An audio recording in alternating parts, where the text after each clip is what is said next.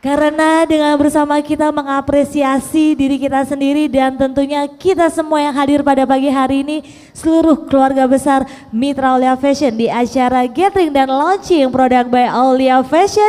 Together we are stronger with caring, sharing, and loving. Boleh sekali lagi bukan tepuk tangan? Para tamu undangan yang berbahagia, kita ketahui bersama hidup di keluarga besar Aulia Fashion yang mana telah berdiri sejak tahun 2008. Kita telah berbahagia bersama-sama, berkembang bersama dan insya Allah akan selalu bertumbuh bersama.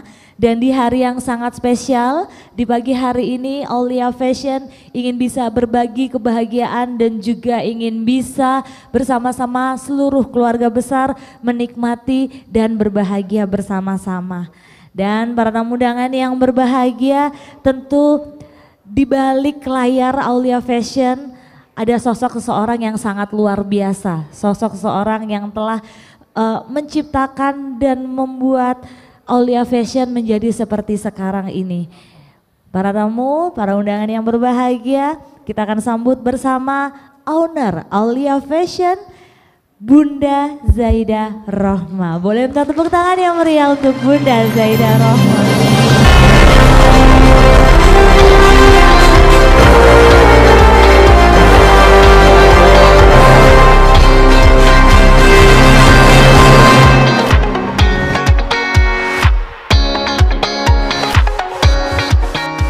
Apa kabar teman-teman? Aulia Fashion! Allahu Akbar. Assalamualaikum warahmatullahi wabarakatuh. Pertama-tama Bunda ucapkan selamat datang dan terima kasih banyak kepada teman-teman semua yang datang dari jauh-jauh. Ada yang datang dari Bekasi, ada yang datang dari Jakarta, kemudian ada yang datang dari Jember, Tulungagung, Kediri, Semarang, dan lain-lain. Luar biasa, itu pasti semua butuh effort. Ya, ada yang berangkat jam 2 malam, ada yang berangkat jam 1 malam sudah berkemas-kemas. Tapi teman-teman semua sudah merindukan bahwa kita akan berkumpul. Setelah beberapa bulan kita tidak bisa berkumpul. Bahkan hari ini adalah hari yang ditunggu-tunggu ketika tahun 2000 yang eksponensial. Itu semua berkat teman-teman semua. Tepuk tangan buat kita semua.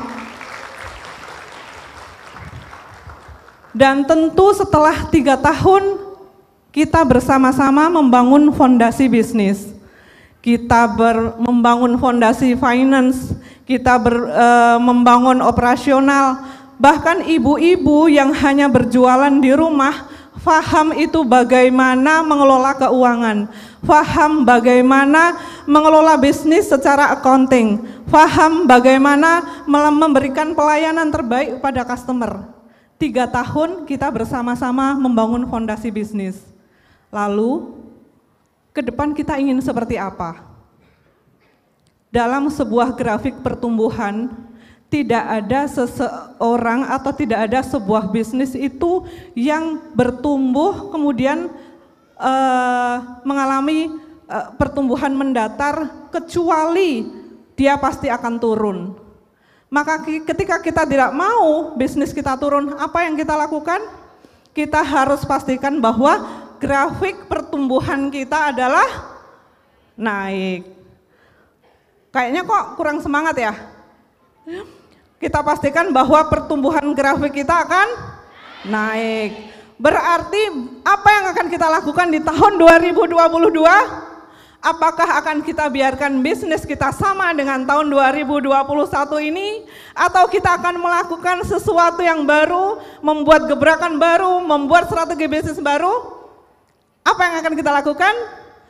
Tahun 2022, bismillah kita akan start dengan pertumbuhan eksponensial. Tepuk tangan buat kita semua. Oke, tapi teman-teman, kemarin sebelum acara Bunda mendapatkan beberapa WA. Begini isinya, Bun, besok bawa laptop apa enggak?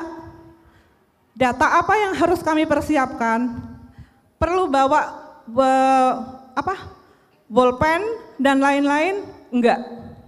Jadi gathering kali ini berbeda dengan gathering 2019 dan 2018, di mana saat itu kita belajar tentang goal roll down, bagaimana kita membuat target, kemudian bagaimana kita memecahnya menjadi target kecil-kecil. Hari ini kita akan bahagia, happy. Karena kalau kita semuanya bahagia, kalau hati kita bahagia, kita akan melakukan segala sesuatunya itu dengan penuh semangat. Jadi kalau goal roll down kemarin teman-teman semua udah kuasai, kok bertumbuh? Kok bisa gitu ya? Ternyata di saat kondisi ekonomi sangat sulit, emak-emak, para ibu-ibu yang tadinya tulang rusuk berubah menjadi tulang punggung. Dari situlah ternyata Aulia ini membawa berkah, membawa kemanfaatan, membantu rumah tangga yang membutuhkan perekonomian, di mana saat pandemi ini banyak bapak-bapak yang mengalami pemotongan gaji, banyak keluarga-keluarga yang kepala rumah tangganya mengalami PHK, dan disitulah Aulia hadir.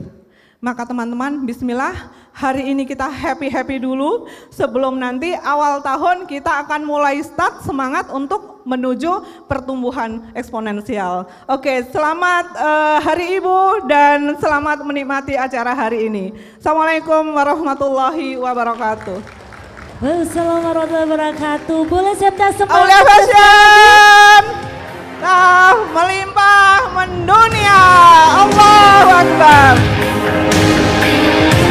Terima kasih Bunda. Masya Allah. Saya Babe Suseno Budi Prasetyo.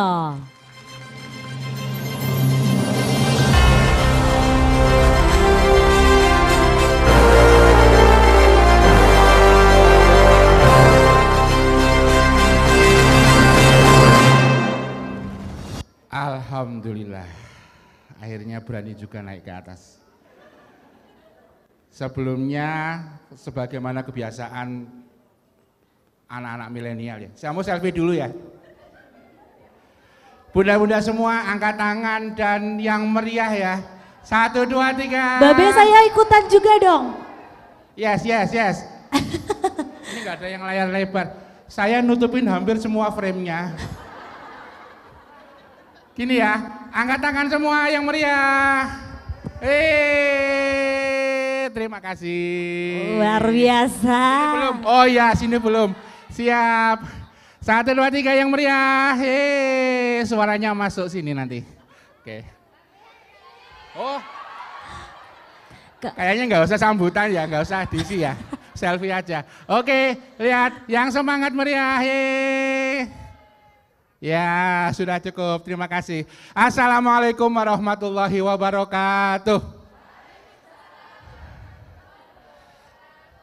Alhamdulillahirabbil alamin wa bihi nasta'inuhu ala umuri dunya waddin.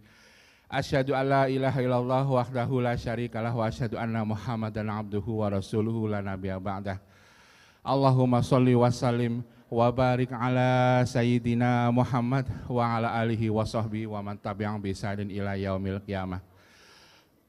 Bunda-bunda semua, sebelum saya sedikit ngobrolin sesuatu, saya pengen bunda-bunda semua yel-yel kayak tadi, tapi bayangkan atap-atap di atas ini nanti pada runtuh kena yel-yelnya. Setuju?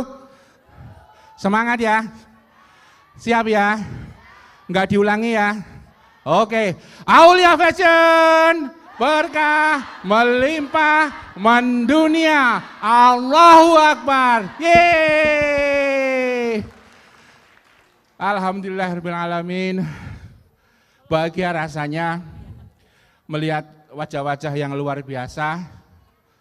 Bahagia sekali rasanya melihat bunda-bunda semua, ayahanda-ayahanda yang membersamai, merelakan waktunya untuk datang ke tempat yang luar biasa ini. Terima kasih kepada panitia, kepada tim yang luar biasa yang sudah membuat acara ini. Saya membayangkan yang datang ke sini ini semuanya itu bunda-bunda Khadijah.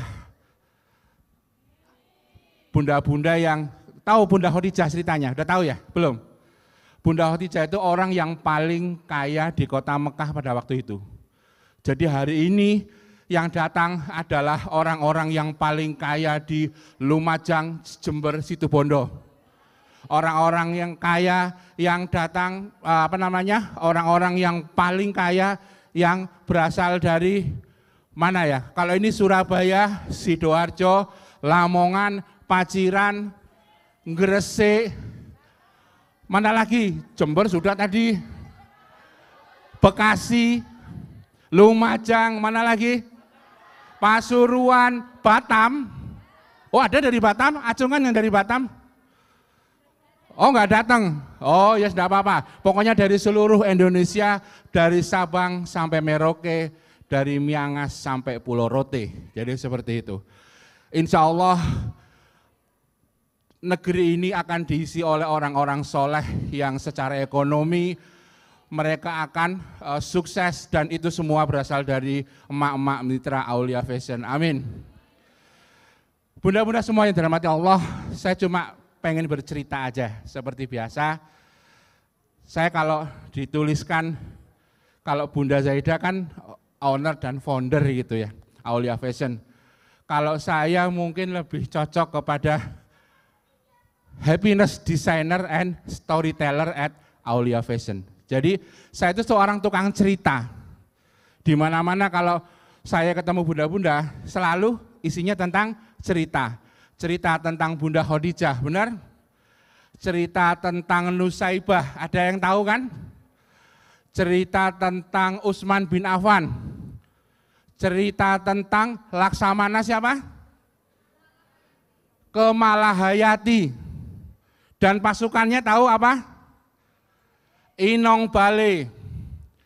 Jadi Kemalahayati adalah satu-satunya Laksamana. Ya, Laksamana itu artinya dia jenderal di tengah lautan. Ya. Dan pasukannya Inong Bale, yaitu pasukan yang isinya orang-orang janda perang dari para prajurit tentara Aceh pada waktu itu. Namanya janda-janda, biasanya orangnya kan ditinggal mati suami, kemudian lemah, bener gak? Tapi di perang Aceh, pasukan Inong Bale di bawah Laksamana Kemalahayati adalah penentu kemenangan melawan company pada waktu itu yang dipimpin oleh Cornelis de Houtman. Jadi, kenapa saya cerita seperti itu? Karena disinilah di dada para emak-emak mitra Aulia semua tertanam jiwa keperkasaan Sang Laksamana Kemalahayati. Tadi Bunda Zaidah ceritakan, dari tulang rusuk menjadi tulang punggung. Artinya apa? Artinya emak-emak harus dipaksa menjadi orang-orang yang perkasa. Maka izinkan saya bercerita, ada dua cerita yang ingin saya sampaikan di sini. Yang pertama adalah tentang seorang yang tinggal di Afrika, dia bernama Tariq bin Ziyad. Tariq bin Ziyad adalah seorang bebaskan oleh tuannya, dan beliau ikut berperang sehingga menjadi panglima perang. Maka Tariq bin Ziyad tinggalnya di Maroko, di Afrika Utara, di mana Maroko berbatasan dengan Selat Gibraltar, di sebelahnya ada Andalusia. Nah, keadaan pada saat itu Andalusia berada di bawah kepemimpinan seorang raja diktator, ya, seorang raja, dia, saya lupa namanya, anggap saja namanya, sebut saja namanya Bunga gitu. Bunga nggak mungkin lah, maksud ada raja sangar gitu namanya bunga. Ojo ngomong Bambang, nek jenenge Bambang ning kene nesu. Sebentar, Raja Rodrik namanya, King Rodrik. Jadi King Rodrik ini benar-benar raja yang tiran, yang apa namanya itu, dia itu jahat sama rakyatnya, benar-benar dia seorang tirani, seorang raja yang hanya memperkaya dirinya sendiri. Dan kontrasnya di bagian Maroko, Afrika Utara, itu di sana tinggal kerajaan Islam di bawah kekhalifahan Islam di Damaskus, dan rajanya adil. Nah, akhirnya justru rakyat Andalusia lah yang menyeberang ke Selat Gibraltar minta tolong kepada Tariq bin Ziyad waktu itu sebagai panglima. Beliau minta tolong nih, agar rajanya tolong dijatuhkan saja, karena dia benar-benar raja yang lalim, raja yang jahat. Maka berangkatlah ya pasukan Tariq bin Ziyad yang jumlahnya cuma 50 orang, berangkat ke Andalusia. Di sana mereka dilarang untuk berperang, mereka hanya menjadi tim pengintai. Maka yang dilakukan oleh panglima atau prajurit-prajurit ini adalah mereka tinggal di sana membaur dengan rakyat sambil mencatat apa saja nih kelemahan-kelemahan dari kerajaan ini. Maka setelah datanya cukup, jadi hari gitu tahun 1000 mungkin 200-an atau berapa itu mereka sudah berpikir tentang data. Hari ini mak-mak jualan ini mikir data apa enggak, Mak? Apa cuma ndelok rekening ngambil transferan? Nah, zaman segitu itu mereka, ya Tariq bin Ziyad sudah berpikir tentang data. Maka setelah data dari 50 orang intelnya itu dikumpulkan dan siap, dikirimlah 7.000 orang pasukan menyeberangi Selat Gibraltar.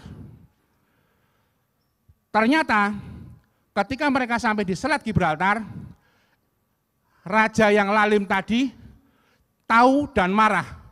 Maka dikirimlah 100.000 orang pasukan.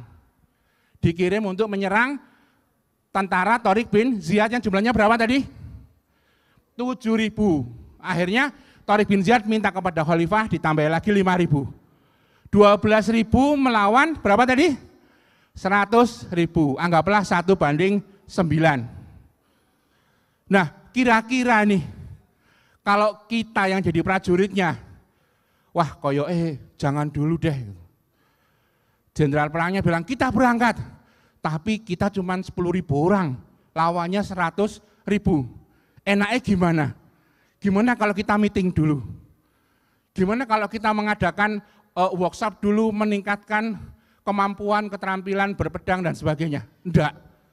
Pada saat itu yang dilakukan Tariq bin Ziyad adalah membakar kapal. Begitu sampai di pelabuhan Andalusia, itu kapal dibakar. Ya. Buat apa kapal dibakar? Prajuritku, silahkan di depan kalian ada 100.000 musuh, di belakang kalian ada lautan yang luas. Mau pilih mati yang mana? Mati sebagai pecundang tenggelam di lautan atau mati sebagai syuhada di medan peperangan? Maka apa yang dilakukan para prajuritnya tidak punya pilihan. Dan dengan kekuatan 1:10 itulah akhirnya tentara Islam berhasil menaklukkan Andalusia, dan Andalusia setelah itu menjadi negeri yang luar biasa maju peradabannya, sehingga kita mengenal sebagai kotanya sebagai Cordoba. Nah, apa hubungannya dengan Aulia di sini? Tadi Bunda Zaidah bilang bahwa di tahun 2001 dan sebelumnya kita sepertinya tidak kemana-mana. Kita membangun diri kita. Selalu kalau kita ngomong apa? Kita sedang melakukan infinite game. Kita tidak melawan kompetitor, tapi kita melawan diri sendiri. Hari ini diri kita harus lebih baik dari kemarin diri kita. Dan esok diri kita harus jauh lebih baik dari hari ini diri kita. Maka itulah yang menjadi dasar perjuangan kita di 3 tahun awal kita. Makanya pertumbuhan kita cepat tapi tidak menyebar kemana-mana, betul nggak? Bunda-bunda semua tidak berpikir untuk bagaimana meningkatkan, katakanlah jumlah reseller tak tingkatin jadi 10 kali lipat, jumlah agen tak tingkatin jadi 20 kali lipat. Tidak ada yang seperti itu. Kita hanya membina mitra-mitra yang sudah ada. Benar enggak? Nah, itu seperti fasenya tadi, Tariq bin Ziyad mengirim 50 orang. 50 orang untuk sekedar menata pondasi. Begitu pondasi siap, maka 7.000 orang datang akan mampu menaklukkan 100.000. Dan itulah strategi yang dilakukan di Aulia. 2022 adalah saatnya Aulia ekspansi secara horizontal. Nanti akan kita jelaskan di acara yang ke depan, karena hari ini kita akan bersenang-senang. Tidak boleh bawa laptop, bolehnya bawa HP untuk selfie. Jadi seperti itu. Pandangannya agak takut saya. Serius banget, bener, saya senang banget. Jadi bunda-bunda semua, itulah yang dilakukan di Aulia, bahwa kami benar-benar menanamkan ke dalam bunda-bunda semua kecintaan yang besar kepada Allah. Bahwa apapun yang kita lakukan, itu sesuai dengan sila pertama di Aulia. Ada yang tahu nggak sila pertama di Aulia apa? Ya apa, fotografer ini? Ayo. Apa? Apa artinya? Di muka bumi ini, yes. Jadi pasal pertama, sila pertama di Aulia adalah li'ila'i kalimatillah. Kita meninggikan kalimat Allah di muka bumi. Maka itulah tujuan apapun kita di Aulia ini. Menegakkan kalimat Allah di muka bumi. Maka insya Allah, Allah akan mengijabah itu. Syaratnya apa? Di hati kita tertanam kecintaan yang mendalam. Nah, itu kisah yang pertama. Saya mohon izin, ingin menceritakan kisah yang kedua, yang tadi saya dapat dari Ustadz kita, Ustadz Mahmud, yang luar biasa. Tepuk tangan untuk beliau. Beliau luar biasa mensupport istrinya, padahal beliau punya agenda di Jakarta yang luar biasa banyak, sering ketemu sama Pak Anies Baswedan, Gubernur DKI dan sebagainya. Jadi beliau tuh ring satunya itu orang-orang keren semua. Tapi pada saat Bunda Isti itu mau naik kereta api dan tidak boleh masuk karena ada persyaratan COVID ini dan itu, vaksin ini dan itulah, enggak tahu saya. Ya, di tengah beliau yang menangis katanya ini, air matanya mengalir gitu. Maka Ustadz sudah langsung gelap mata. Oke, semua agenda di Jakarta tak hentikan semua. Saatnya ku antar kau dengan bismillah. Dengan bismillah dan mobil roda 4. Akhirnya beliau menyetir atau beliau menemani berangkat dari Jakarta ke sini. Alhamdulillah luar biasa. Dan beliau tadi bercerita sesuatu yang ingin saya ceritakan sekarang. Saya yakin bunda-bunda semua tahu kisahnya perang Uhud. Perang di mana pasukan pemanah disiapkan Rasulullah di bukit, ya. Tapi kemudian pada saat kemenangan itu hampir didapat kaum muslimin, pasukan pemanah tergoda untuk mengambil ghanimah atau harta pampasan perang. Maka turunlah pasukan pemanah itu, padahal mereka harusnya menjaga bukit itu agar tidak didatangi oleh musuh. Melihat itu, Khalid bin Walid yang waktu itu belum muslim, itu membawa pasukannya itu mengitari bukit Uhud, bukan bukit Uhud, mengitari bukit yang ada pemanahnya itu, dan mereka menyerang pasukan muslim yang sedang dilanda kemenangan secara mengejutkan. Akhirnya pasukan muslim porak-poranda, dihajar pasukan Khalid bin Walid. Sampai-sampai Hamzah meninggal. Sampai-sampai Rasulullah terdesak ke bukit Uhud. Bahkan ada sahabat yang menghadang pedang-pedang yang mengarah kepada Rasulullah hingga beliau tersungkur wafat dengan tidak bisa dikenali, saking lukanya banyak. Kalau nggak salah waktu itu juga ada Nusaibah, Ustaz nggih. Sabiah Nusaibah, perisai Rasulullah, perempuan ya, barusan saja juga ditinggal anak-anaknya syahid, tapi beliau malah meninggalkan posnya di logistik ketika melihat Rasulullah terancam oleh musuh. Beliau membawa pedang yang ditemukan di jalan, menyeret dan menjadi tameng Rasulullah. Saat itu tuh pasukan Islam sudah habis-habisan, tapi belum kalah. Sampai akhirnya sore, sampai akhirnya malam menjelang. Di malam menjelang ini situasi sangat mencekam karena pasukan muslim sudah hancur luluh meskipun belum kalah karena Rasulullah belum wafat. Panglimanya masih hidup. Itulah yang membuat pasukan kafir ini sudah sesuk mesti menang, bener enggak? Tapi satu hal yang dilakukan Rasulullah dan itu jeniusnya luar biasa. Rasulullah menyuruh para sahabat, hei sahabat, engkau pergilah ke bukit-bukit di sebelah sana.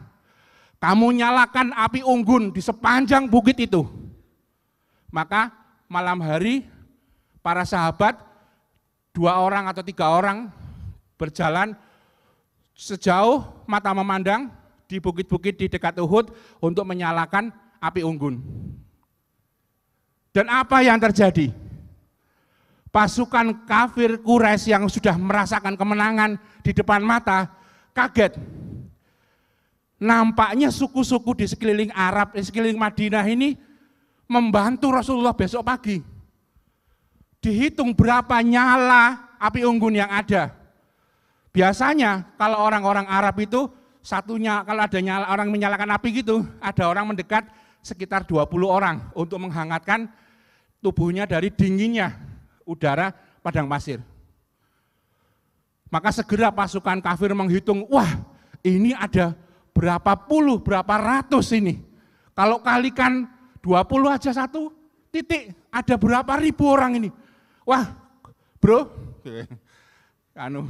pasukannya mungkin Abu Sufyan atau siapalah ya. Bro, NIP ya bro, rasanya kita udah cukup ya, kita menang ya. Ayo balik yuk. Besok kalau kita kalah nanti malu loh ya. Enakan sekarang kita pulang bisa dianggap saja menang. Gitu. Maka akhirnya keesokan harinya pasukan kafir Quraisy itu pergi. Meninggalkan medan perang di Bukit Uhud. Dari situ pelajaran apa yang didapat? Aulia selama ini, emak-emak semua berjualan dari rumah, betul? 1-2 orang punya toko, oke. Nah, memang emak-emak itu gerilyawan yang luar biasa. Mungkin seandainya Jenderal Sudirman datang ke sini, melihat gerilyanya emak-emak menjajakan, menjualkan produk Aulia kemana-mana, akan heran. Tapi sekali lagi, dalam bisnis kita harus berani menunjukkan diri. Ya kalau kata Gus Baha itu, ojo sampai kebaikan itu disembunyikan dengan alasan takut nggak ikhlas. Sebab kalau kebaikan disembunyikan karena takut nggak ikhlas, maka kemungkaran di muka bumi itu akan merajalela dan mereka menjadi satu-satunya yang kita lihat di dunia ini. Benar nggak? Akhirnya apa yang terjadi? Seolah-olah dunia ini isinya adalah kejahatan semua. Padahal yang orang-orang baik ini semua pada bersembunyi karena takut nggak ikhlas. Padahal belum tentu yang sembunyi takut nggak ikhlas. Bisa jadi mereka sembunyi, mereka merasa bangga dengan keikhlasannya, malah menjadi sebuah kebanggaan yang tidak ikhlas lagi pada akhirnya.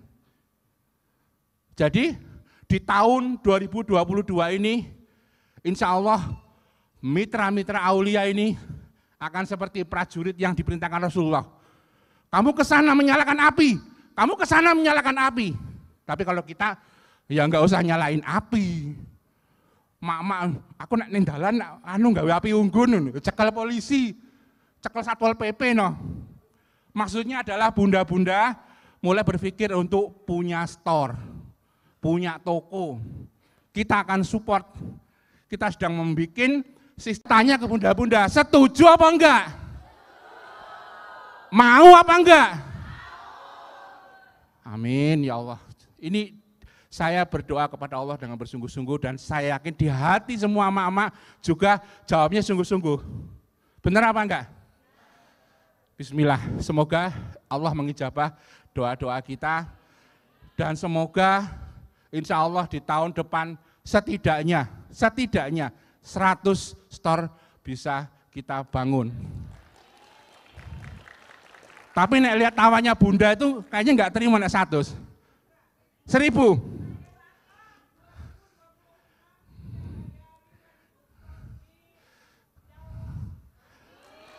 2026 5.000 store. Anggapan bagi 5 berarti minimal 1.000 store, bener enggak? Jadi siap-siap bunda-bunda semua harus memantaskan diri untuk menjadi pebisnis yang tangguh, yang tidak hanya pintar jualan, tapi juga menjadi pengusaha yang profesional yang akan membawa Aulia menjangkau ke seluruh penjuru negeri ini. Bismillah. Mungkin itu aja yang bisa saya sampaikan, bunda-bunda semua. Nggak tahu udah 1 jam atau belum, rasanya belum. Tapi saya merasa ini semua insya Allah cukup. Beb, ada yang mau nambahin, Beb? Nggak ada? Oke, terima kasih atas kehadiran teman-teman, atas hati teman-teman yang semuanya 100% di sini untuk mengikuti acara ini. Mohon maaf atas segala kekurangan. Wabillahi taufiq wal hidayah. Assalamualaikum warahmatullahi wabarakatuh. Aulia Fashion. Allahu Akbar. Yeay. Terima kasih. Teman-teman.